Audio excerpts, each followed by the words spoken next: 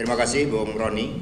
Yang kami hormati rekan-rekan DPP PD Perjuangan, ada Pak Komarudin Watubun, Mbak Yanti Sukamdhani, Bung Roni sendiri, Pak Dian, Pak Dedi.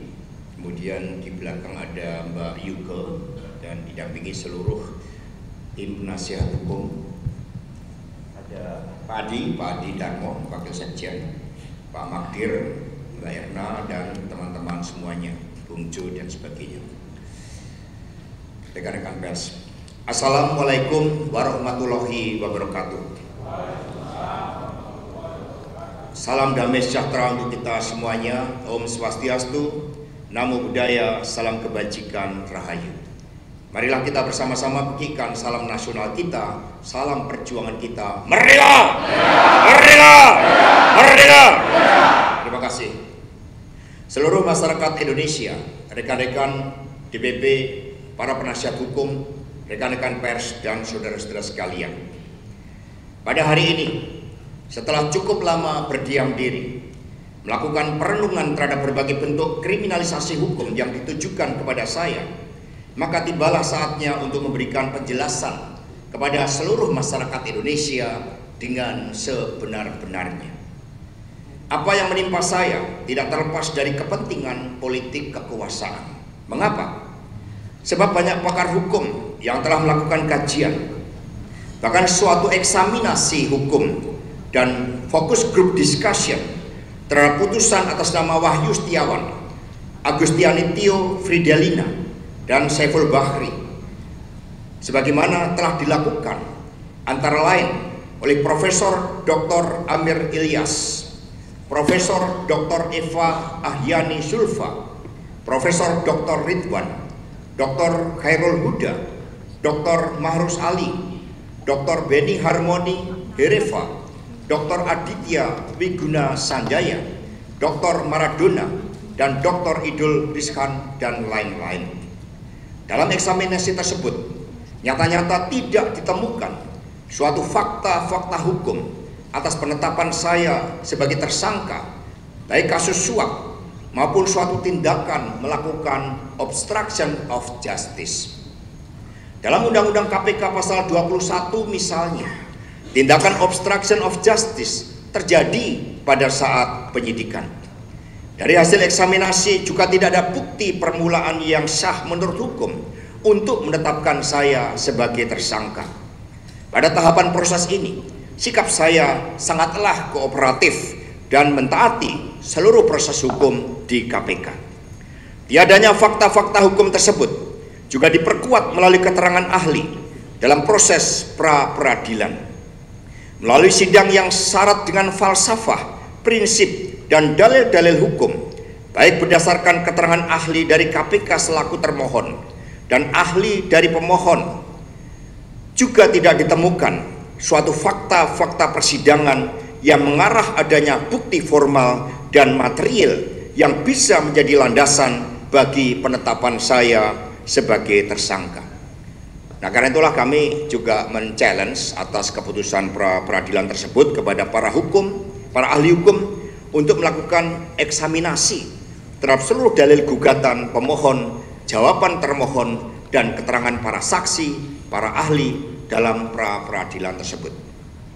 Jadi ketika hasil pra-peradilan adalah NO, saya melaporkan kepada Ibu Megawati Soekarno Putri. Lalu Ibu Mega mengatakan, memberikan semangat kepada kami semuanya dan mengatakan, jangan khawatir, keadilan akan selalu menemukan jalannya. Jangan pernah khawatir, karena kita punya nafas perjuangan yang panjang. Jadi Ibu Mega mengatakan kita punya nafas perjuangan yang panjang. Ini yang tidak mereka lihat. Dalam eksaminasi tersebut, nyata-nyata tidak ditemukan suatu fakta-fakta hukum atas penetapan saya sebagai tersangka kasus suap maupun suatu tindakan melawan obstruction of justice. Jadi itu perlu kami tegaskan kembali. Karena itulah seluruh masyarakat Indonesia, rekan-rekan pers yang saya hormati, selain hal tersebut, ada fakta persidangan yang sangat menarik yang menyentuh aspek kemanusiaan dan nurani kita, yakni adanya intimidasi yang dilakukan oleh saudara Rosa Purbabekti terhadap saudari Tio. Demi ambisi menangkap saya, saudari Tio diintimidasi dan dibujuk dengan gratifikasi hukum sebesar 2 miliar rupiah. Syaratnya, saudari Tio harus menyebutkan keterlibatan saya. Apa yang disampaikan oleh saudari Tio tersebut dilakukan di bawah sumpah. Sumpah di hadapan Tuhan yang Maha Kuasa, di hadapan Allah Subhanahu wa Ta'ala. Dan tangannya itu berada di atas, di bawahnya Al-Quran, kitab suci. Tidak hanya itu, saudari Tio juga diminta untuk menyebut orang-orang di lingkaran pertama Ibu Megawati Soekarno Putri agar bisa dibidik para penyidik tersebut. Ini baru disampaikan kemarin ya di dalam keterangan resminya. Demi melancarkan aksinya, saudara Rosa Purbabekti sampai menggebrak meja dan mendesak untuk mengganti penasihat hukum Tio. Puncak intimidasi saudari Tio adalah bahwa yang bersangkutan dikenakan cekal bersama suaminya untuk tidak bisa berobat ke luar negeri akibat kanker yang dideritanya. Padahal jauh sebelum kasus ini naik lagi ke permukaan, saudari Tio sudah berulang kali berobat ke Guangzhou bagi penyembuhan penyakitnya. Namun agenda kemanusiaan ini pun diabaikan oleh saudara Rosa Purbabekti. Saya meyakini jika saudari Tio mengikuti kemauan saudara Rosa, maka pencekalan itu pasti tidak akan terjadi.